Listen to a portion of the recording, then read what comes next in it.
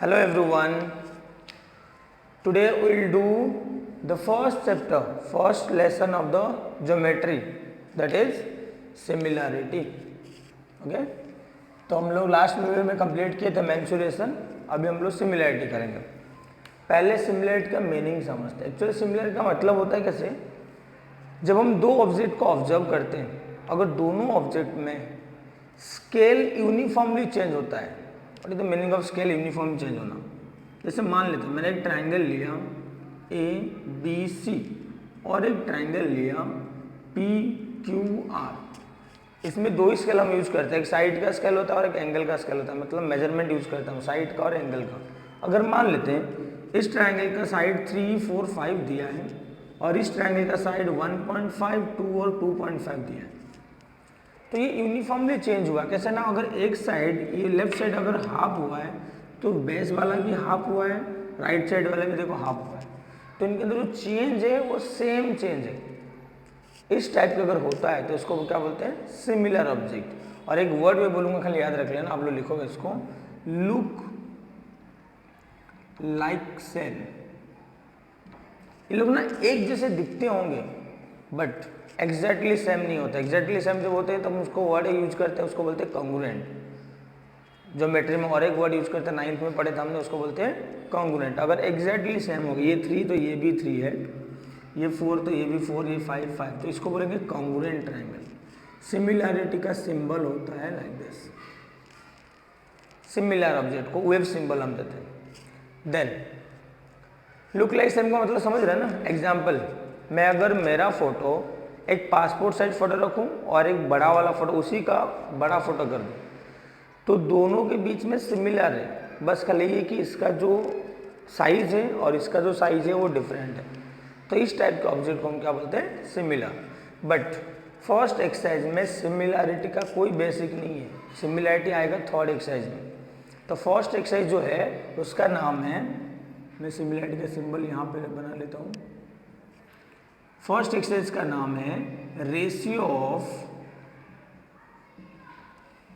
Areas of two triangle. दो triangle के बीच के उसके एरिया का रेशियो फाइंड आउट करना है। देखो पहले तो एक्सरसाइज का मीनिंग समझते तो सब अपने आधे एक्सरसाइज हम समझ गए। मतलब रेशियो का मतलब समझ में आता है कि हम लोग को दोनों एरिया को डिवाइड करना है। रेशियो मतलब डिवाइड और एरिया मतलब A1 एंड A2। तो ट्राइंगल के एरिया को ढूंढना है, that means A1 upon A2 हमको ढूंढना है। तो पहले हमको ये बताना चाहिए कि एरिया का फॉर्मूला क्या है। No, what is the area of triangle. Area of triangle का बेसिक फॉर्मूला होता है half into base into height. Area of triangle का फॉर्मूला होता है half into base into height. जब हम दो ट्राइंगल के रेशियो करेंगे तो इनका नाम हो जाएगा B1 H1। जब मैं सेकेंड एरिया लूँगा, मान लेते हैं मेरा A1 है, तो मेरा A2 की जगह क्या होगा, half into B2 into H2, half into B2 into H2। Okay, आगे फॉर्मूले जाने से पहले एक छोटा सा चीज़ें भी याद रख लो। एक ट्राइंगल में बेस किसको बोलते हैं, याद रख लेना। अगर मैं ट्राइंगल बनाया हूं ABC, another one triangle ABC, in the first triangle the base is the BC,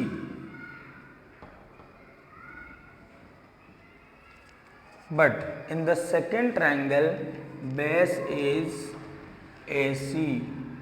अभी आप कंफ्यूज हो गए, सर यहाँ पे बेस BC क्यों, यहाँ पे बेस AC क्यों, यहाँ पे BC क्यों नहीं है। बेस वो होता है जिसके ऊपर परपेंडिकुलर होता है, परपेंडिकुलर जिसके ऊपर ड्रॉ होता है। देखो परपेंडिकुलर यहाँ पे ड्रॉ हुआ है A पॉइंट से BC के ऊपर, तो बेस मेरे लिए कौन बना, BC।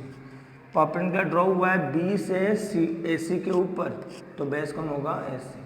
तो एक ट्राइंगल में हम 3 बेस बना सकते हैं। बेस का मतलब ये नहीं जो नीचे रहता है, बेस का मतलब होता है जिसके ऊपर हाइट रहता है। हाइट जहाँ पे बनाया गया वो मेरे लिए क्या होगा, बेस। जिसका मतलब एक्चुअल ट्राइंगल को ऐसे बनाना था,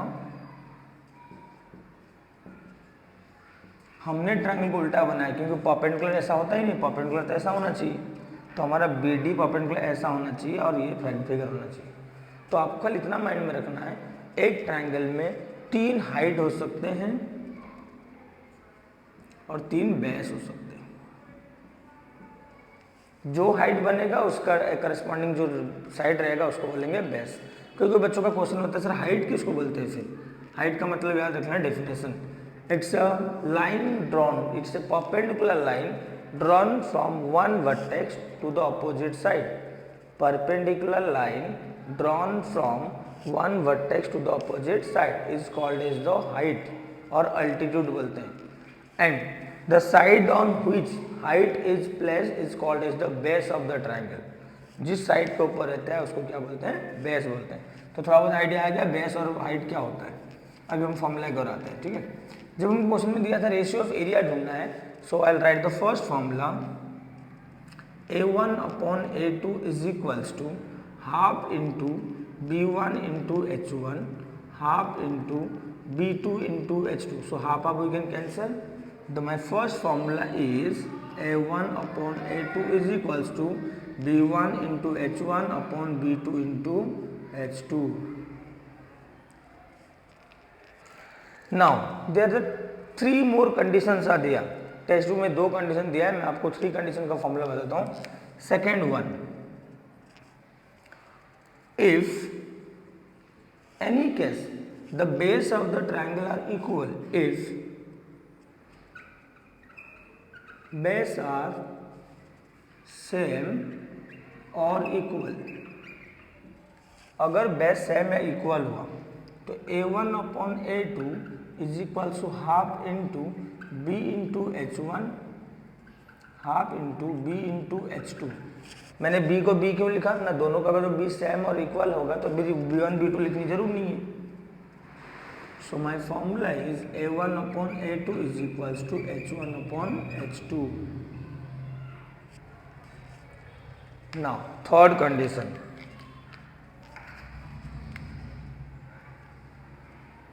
इफ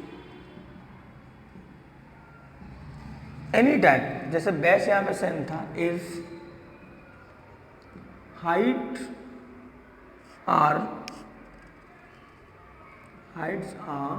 सेम और इक्वल। ये सेम और इक्वल में डिफरेंस समझ में आता है ना। सेम का मतलब होता है एक ही चीज़ दोनों के लिए आएगा, उसको सेम बोलते हैं।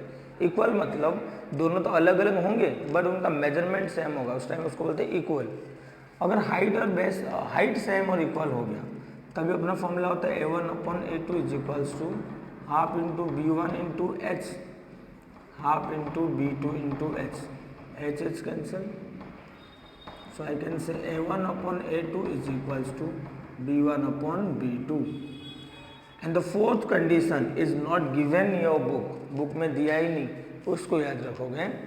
If any time you gut, if base and height both are same और equal, तभी A1 upon A2 is equal to half into B into H half into B into H। That means A1 is equal to A2। ये 4 formula पहले आपको याद रखना पड़ेगा। पहले starting से मैं समझाता हूँ, देखो एक्सरसाइज में हम क्यों क्या करना है, रेशियो ढूंढना है। रेशियो का मतलब दोनों एरिया का अपॉन में लेना है, A1 अपॉन A2। किसका एरिया लेना है ना, तो ट्रायंगल का। तो ट्रायंगल का एरिया फॉर्मूला क्या होता है ना, half into base into height. जब 2 ट्रायंगल लेंगे, नंबर का तो कोई प्रॉब्लम नहीं है बट 2 बेस बनेगा 2 हाइट रहेगा, इसलिए B1 H1 B2 H2।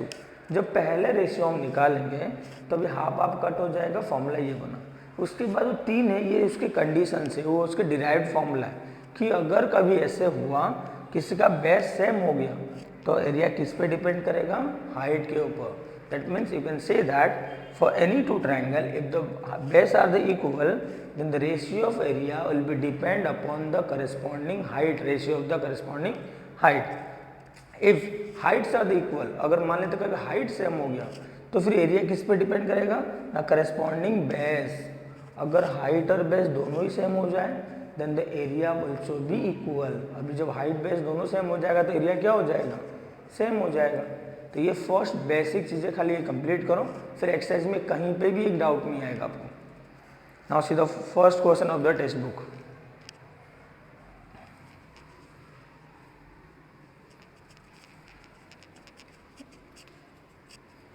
Text book का पहला क्वेश्चन दिया हुआ है,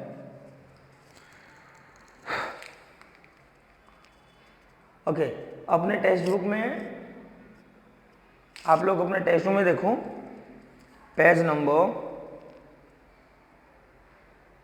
एक एक्टिविटी दिया है page number 3 is given that, मैं पहले फिगर बना लेता हूं।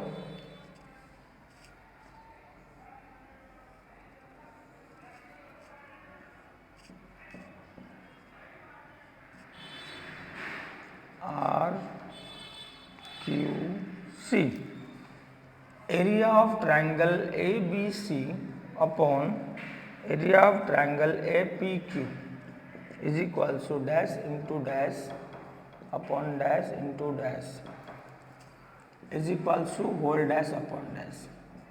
देखो जब दिया है ABC और APQ, अब सोचो ABC पूरा ट्राइंगल बताइए, एक परपेंडिकुलर दिख रहा है मतलब ये हाइट हुआ होगा, तो इसका हाइट मैं ऊपर ट्राइंगल का हाइट लिख दे रहा हूँ। H कौन है, AR। अगर H AR हुआ तो बेस ऑब्वियसली जिसके ऊपर है तो B होगा BC। अभी नीचे ट्राइंगल देखते हैं APQ ये पॉइंट से भी हाइट है, तो मैं इसका H की जगह लिख रहा हूँ AR और इसका बेस की जगह क्या लिखूंगा, जिसके ऊपर होगा तो APQ में कौन होगा, PQ। तो मैं लिख सकता हूँ यहाँ पे B1 into H1 that means BC into AR, यहाँ पे बेस हो गया PQ इंटू AR। बताओ दोनों AR कैंसिल हो जाएगा तो यहाँ पे रहेगा BC अपॉन PQ। समझा फर्स्ट एक्टिविटी क्या दिया है, BC upon PQ। Second activity देखो, अभी मैं ओरली कर दे रहा हूँ आप समझ जाओगे। Area of triangle LMN upon area of triangle DMN। बताओ LMN में हाइट होगा LP,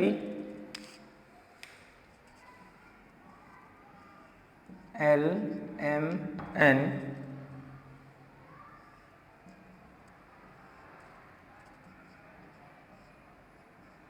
देखो LMN में हाइट कौन सा होगा, LP, ये मेरे लिए हाइट है, और बेस कौन होगा, जिसके ऊपर हाइट है दैट मीन्स MN। अभी बताओ DMN ट्राइंगल में हाइट कौन होगा, DQ, और बेस कौन सा होगा, MN। बताओ दोनों को बेस सेम है होगा नहीं, तो बेस को कट कर दोगे फिर अपना आंसर बन जाएगा।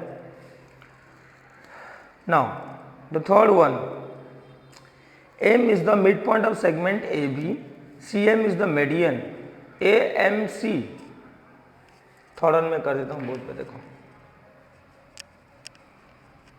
फिर एक्सरसाइज के भी क्वेश्चंस करने हैं।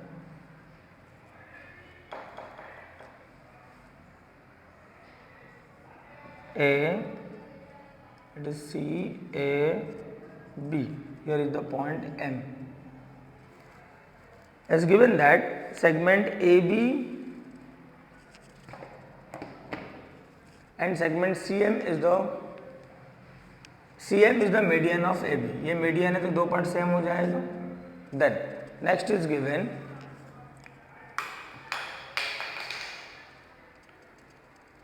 AMC triangle AMC upon area of triangle BMC is equals to dash upon dash. अभी आप लोग देखो triangle AMC and triangle BMC, इन दोनों के कॉमन हाइट में ड्रॉ कर देता हूँ। मान लेते हैं P ले लिया, जब मैं ड्रॉ करूँगा कॉमन हाइट, बताओ AMC इसका बेस कौन होगा, AM, BMC इसका ही बेस क्या होगा, BM। तो मैं लिखूँगा B1 या तो AM अपॉन BM। अब बोलो सर इसका दो क्यों नहीं लिखे, क्योंकि इसका हाइट सेम था। जब हाइट सेम होता है तभी हम लोग को खाली बेस का लिखना होता है।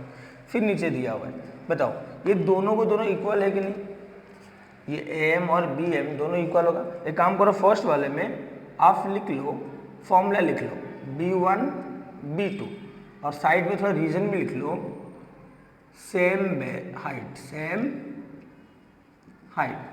अभी फर्स्ट बेस को मैं क्या लिखूंगा, AM, सेकेंड बेस को क्या लिखूंगा, BM, फिर इन दोनों को कट करके आंसर लिखो 1। अभी बोलोगे सर ये कट कैसे हुआ ना, जब CM मेडियन था, CM मेडियन था तो AM किसको इक्वल होगा, BM को, क्योंकि मिड पॉइंट जो होता है इक्वल पार्ट में डिवाइड करते हैं। जब दोनों सेम इक्वल है दैट मीन दोनों क्या हो जाएगा, कैंसिल, तो रेशियो क्या हो जाएगा 1। आप कैंसिल नहीं करोगे तो भी चलेगा, आंसर कल क्या लिखना है, 1 लिखना है। समझा ये वाला क्वेश्चन क्या दिया था कि ये उनका मीडियन दिया है तो दोनों का एरिया का रेशियो ढूंढो, और ये रेशियो क्या हो गया, 1 हो गया। चलो नेक्स्ट वन देखो, अभी एक्सरसाइज में आते हैं। क्वेश्चन नंबर 1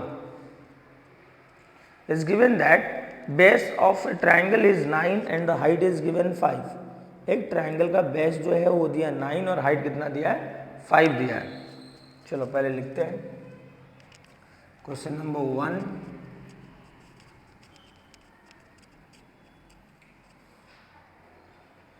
पहले मैं गिवन लिखने के लिए ना एक स्टेटमेंट लिखता हूं, ध्यान से देखो स्टेटमेंट को। Let base height and area of two triangles are B1, B2, H1, H2 and A1, A2। मैं सब चीज़ को ले लिया, कौन सा ना, फर्स्ट ट्रायंगल का बेस को B1, सेकंड ट्रायंगल का बेस को B2, first triangle height H1, second H2, A1 and A2। अभी क्या गिवन दिया देखो ना, base of the triangle is 9 and height is given 5। जो पहला ट्रायंगल का बेस दिया है तो मैं लिखूंगा B1 इक्वल्स टू 9, यूनिट नहीं दिया है, okay, then H1 equals to 5। Now for another triangle the base is given 10 and height is given 6। another triangle मतलब B2। बताओ इसमें कई चीज सेम दिख रहा है आपको, जब सेम नहीं दिख रहा है तो फॉर्मूला क्या लिखेंगे, A1 upon A2 equals to B1 into H1 upon B2 into, पहला फॉर्मूला अपना कि अगर कोई चीज़ सेम नहीं होता है उस टाइम हम क्या करते हैं ना, B1 into H1 upon B2 into H2 use करते हैं। अब बताओ B1 इंटू H1, B1 की जगह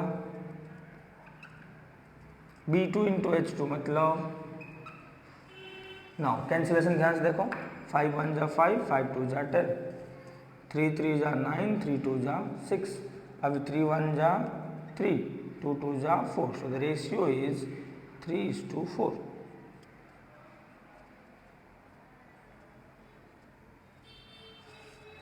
बस हो गया फर्स्ट क्वेश्चन। समझा फर्स्ट क्वेश्चन में क्या दिया है ना, दो ट्रायंगल का बेस और हाइट दिया हुआ है, हमको एरिया रेशियो पूछा है। तो पहला हमने क्या किया ना, लिख दिया let the base height and area of the triangles are B1 B2 H1 H2 and A1 A2। So B1 and H1 5 10 and 9 and 5, B2 and H2 10 and 6, A1 upon A2। the first formula because here the nothing is same ना, base same and height same, तो first formula then 9 into 5 upon 10 into 6, 5 1 जा 5 2 जा 3 2 जा and 3 3 जा, now multiply 3 1 जा 3 2 2 जा 4, so ratio will be 3:4। अब second question देखो,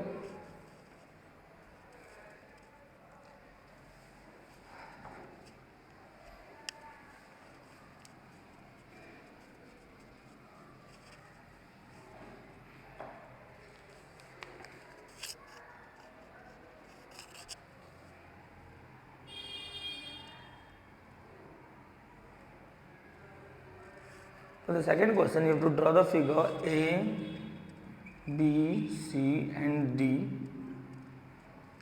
अब क्या दिया देखो क्वेश्चन पढ़ रहा, in the figure 1.13 BC is perpendicular to AB, BC perpendicular to AB and AD is perpendicular to AD, AB भी किसको, AB को perpendicular है। BC is equals to 4, AD equals to 8, then find the area of triangle ABC upon area of triangle ADB, ABC upon ADB। First जो given दिया हुआ है पहले उसको लिखोगे, और गिवन में आपको क्या दिया हुआ है ना, BC is perpendicular to AB, BC is perpendicular to AB and AD is perpendicular to AB। length of BC is equals to 4 centimeter, length of AD is equals to 8 centimeter.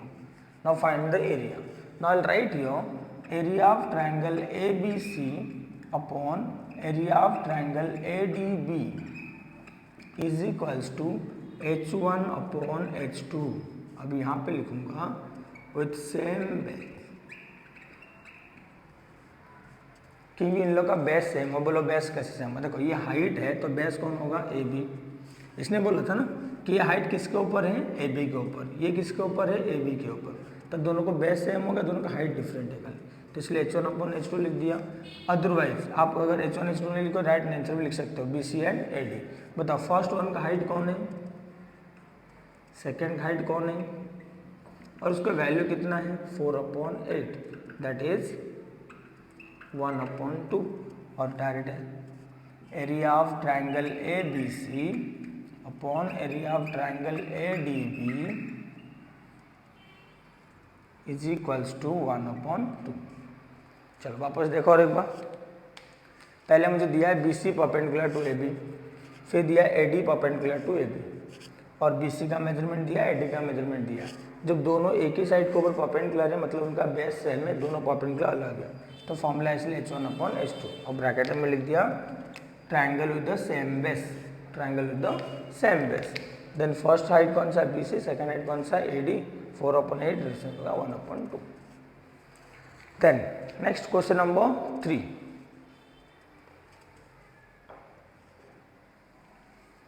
Question number 3 थोड़ा important है।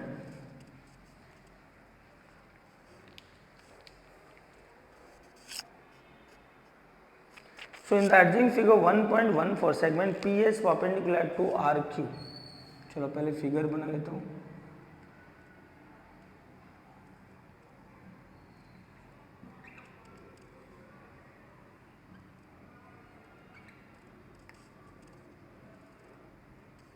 and QT perpendicular to PR.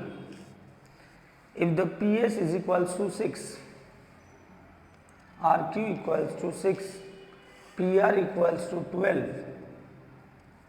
find the length of QT। क्या find out करना है? QT find out करना है। तो question number 3 का given लिखते हैं ना। PS perpendicular to RQ, QT perpendicular to PR। देखो अभी इससे दिख के पता चल रहा है PS दोनों हाइट देखो अलग अलग है, दोनों का बेस भी अलग अलग है। देन मेजरमेंट्स क्या क्या दिया है ना? RQ is equals to 6 while the PS is equals to 6, PR is equals to 12, इतना दिया हुआ है। अभी देखो मैं लिखता हूँ यहाँ पे फॉर ट्राइंगल PQR। मैंने कौन से ट्राइंगल के लिया? ध्यान से देखो थोड़ा सा। मैंने PQR ट्राइंगल लिया। बताओ ये जो हाइट है P पॉइंट से बना हुआ है। अगर ये हाइट P पॉइंट से बना हुआ है तो इसका बेस कौन होगा? RQ। तो मैं लिखूंगा यहाँ पे H1 is equal to PS is equal to 6 where HB1 H जिसके ऊपर होगा वो बेस होगा, RQ is equal to 6। Then second, फिर जब दिया है ये उसका हाइट है, उसी ट्रायंगल में एक ट्रायंगल में बताया था 3 हाइट बन सकता है। जब QT हाइट हुआ तो बेस कौन होगा? PR। H2 जब हुआ QT जो हमको पूछा है तो मेरा B2 क्या हो जाएगा? जिसके ऊपर है दैट इज PR, और वो कितना दिया है? 12 सेंटीमीटर। मतलब एक ट्रायंगल में 2 हाइट 2 बेस दिया है। मैं एक ही ट्रायंगल को 2 बार लिख रहा हूँ। Area of triangle PQR upon area of triangle PQR, दोनों को एक ही ट्रायंगल को 2 बार लिख रहा हूँ, बट फर्स्ट एरिया में किसको लूंगा? उसका फर्स्ट बेस और फर्स्ट हाइट को। सेकेंड वाले में लूंगा सेकेंड बेस और सेकेंड हाइट को। ये हाफ नहीं लिखोगे तो भी चलेगा, अपने फॉर्मूला डायरेक्ट था। देन अभी बताओ, अभी मैं सब्स्टिट्यूट करूंगा वैल्यूज सारे।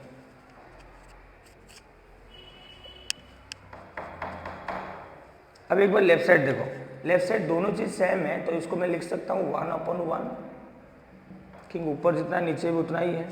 देन B1, मेरा B1 की जगह मैं क्या लिखूंगा, B1 मुझे 6 दिया है, H1 कितना दिया है 6 अपॉन B2 कितना दिया है 12 इंटू H2 कितना है QT, क्योंकि हमको नहीं मालूम। अभी मैं इनके थोड़ा कैंसिल कर रहा हूँ, 6 1 जा 6 2 जा 12, 2 1 जा 2 3 जा, अभी मल्टीप्लाई करो, QT 1 जा QT और 1 3 जा 3। क्वेश्चन पूछा था फाइंड QT, वापस समझो और एक बार, ये गिवन था, बताओ इसमें तो किसी को डाउट नहीं होगा। फिर मैंने जो ये मेथड लिखा उसको थोड़ा अच्छे से देख के बताओ। मैंने एक ही ट्रायंगल लिया PQ1, अब एक ही ट्रायंगल में जो हाइट पहले दिया था, ये अगर हाइट हुआ तो बेस कौन होगा, उसी ट्रायंगल के साइड, ये मत सोचना सर एस तो क्यों नहीं हुआ, एस उसका साइड नहीं है, एस इज एक्सटर्नल पॉइंट, वो हाइट को ड्रॉ करने के लिए एस रखना पड़ा, बट एस उसका पॉइंट नहीं है, तो हमारा बेस कौन हुआ RQ। तो अगर फर्स्ट हाइट PS हुआ, बेस हुआ RQ, सेकेंड हाइट अगर मैं QT लिया तो बेस कौन होगा PR। सब वैल्यू दिया है, खाली QT नहीं दिया है। मैंने एक ही एरिया को 2 बार लिखा मैंने, बट फॉर्मूला दोनों का अलग अलग लिखा, क्योंकि इसमें 2 हाइट और 2 बेस था। फिर मैंने सब्स्टिट्यूट किया, आंसर QT 3 मिल गया। Next question number 4।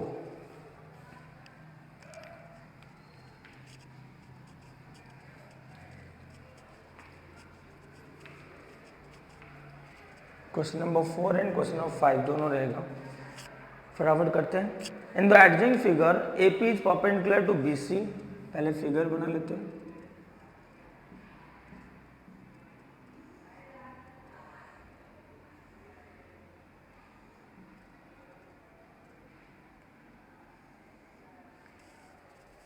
ABC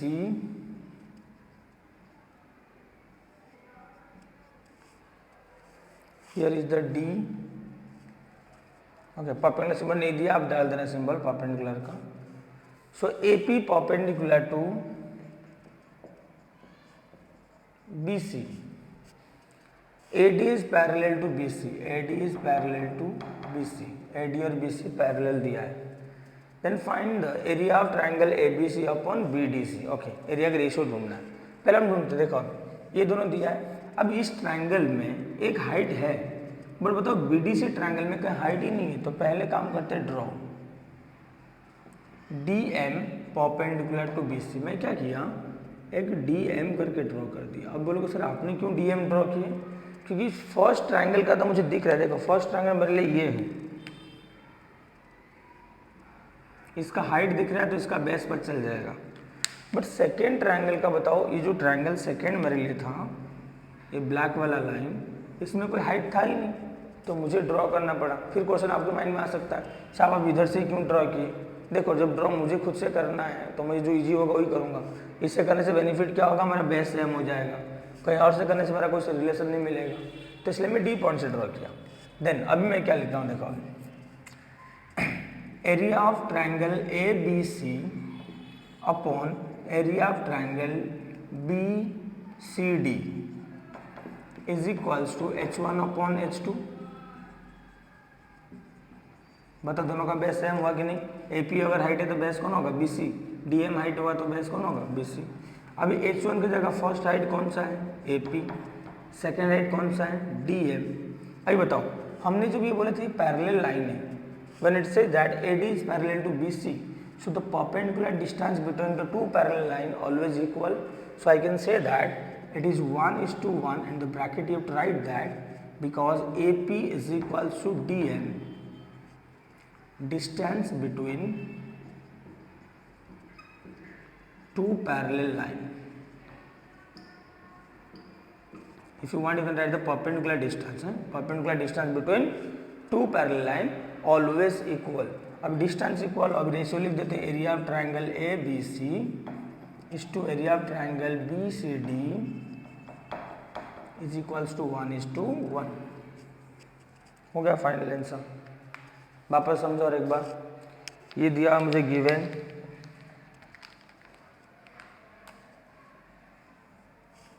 फिर जब दोनों का एरिया लिखा, मैंने एक ड्रॉ किया, ये वाला थोड़ा इंपॉर्टेंट है। सर आपने ड्रॉ क्यों किया, मैंने क्यों किया बोला मैंने, क्योंकि फर्स्ट ट्रायंगल का हाइट है, हाइट जैसे ही मिलेगा बेस भी मिल जाएगा, बट सेकेंड ट्रायंगल कुछ भी नहीं है, तो हाइट नहीं तो बेस कैसे मिलेगा? मुझे एक हाइट ड्रॉ करना पड़ा, उसी हाइट से मुझे बेस भी मिल गया। सर आपने डी पॉइंट से क्यों लेना? डी पॉइंट से लूँगा तो दोनों का बेस सेम होगा, तो मेरा फॉर्मूला आ गया H1/H2। फर्स्ट का हाइट AP, सेकंड का हाइट हमने बनाया DL। फिर सर APDM 1:1 कैसे हुआ? क्योंकि दोनों सेम थे और सेम नंबर को डिवाइड करते थे, आंसर क्या होता है? 1/1। और सेम क्यों थे वो भी लिख दिया रीजन हमने। Question number 5। Question number 5 easy है, बस आपको खाली खुद से करना था। क्वेश्चन नंबर 5 पहचानना है, लिखना है, इसमें कोई डिफिकल्ट नहीं है।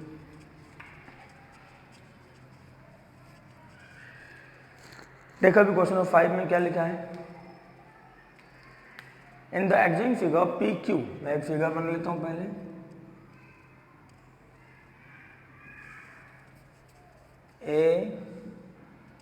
ABC PQ D। Okay, first one दिया हुआ है, गिवन दिया है कि PQ perpendicular to BC and AD also perpendicular to BC। Area of triangle PQB upon area of triangle PBC। अब बताओ PQB। अब ये ट्रायंगल के लिए मैं आपको कलर्स यूज कर रहा हूँ ताकि आपको समझेगा। देखो PQB ये वाला रेड, PBC के लिए मैं ट्राई कर रहा हूँ ग्रीन, PBC पूरा। अब बताओ जो फर्स्ट ट्रायंगल बोला PQB, बताओ परपेंडिकुलर कौन होगा? PQ। अगर परपेंडिकुलर PQ हो गया, बेस कौन होगा? BQ। देखो इतना ही ट्रायंगल था PQB, बताओ PQ परपेंडिकुलर तो बेस कौन होगा? BQ। सेकंड दिया PBC, वापस परपेंडिकुलर कौन है? PQ। अगर परपेंडिकुलर PQ हुआ तो बेस कौन होगा? BC। बताओ दोनों परपेंडिकुलर सेम हो जा रहे हैं हाइट, तो बेस दोनों अलग हो रहे हैं, तो मेरा फॉर्मूला बनेगा B1/B2। और साइड में रीजन क्या लिखोगे? Same height. बताओ फर्स्ट बेस कौन था मेरे लिए? BQ। सेकंड बेस क्या था? BC। अब इस सम को करने के लिए बेस्ट क्या है? ये वाला मेथड यूज करोगे, क्या ना, हाइट और बेस। पहले हाइट लिखोगे दोनों का बेस लिखोगे। देखो कोई सेम होगा तो कट कर देना, फॉर्मूला B का बनेगा और जो आंसर है उसको कॉपी कर देना। देखो सेकंड वाला बताता हूँ, फिर वही लिखना है, H और B को लिखने के लिए। सेकंड पॉइंट दिया है area of triangle PBC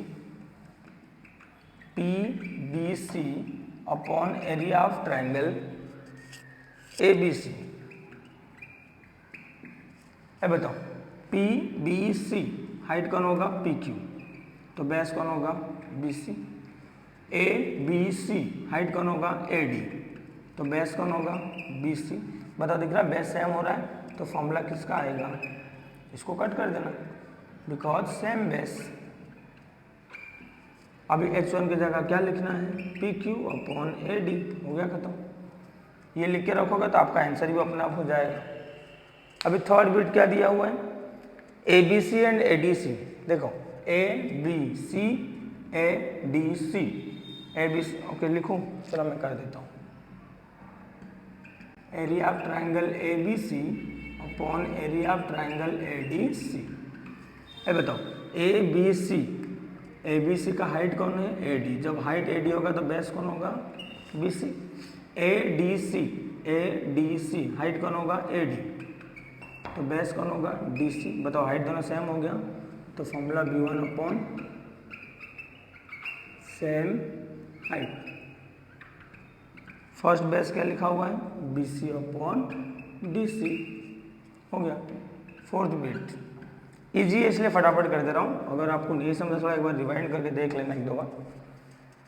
ADC, क्योंकि वीडियो थोड़ा लेंथी बनते जाएगा फिर, upon area of triangle PQC।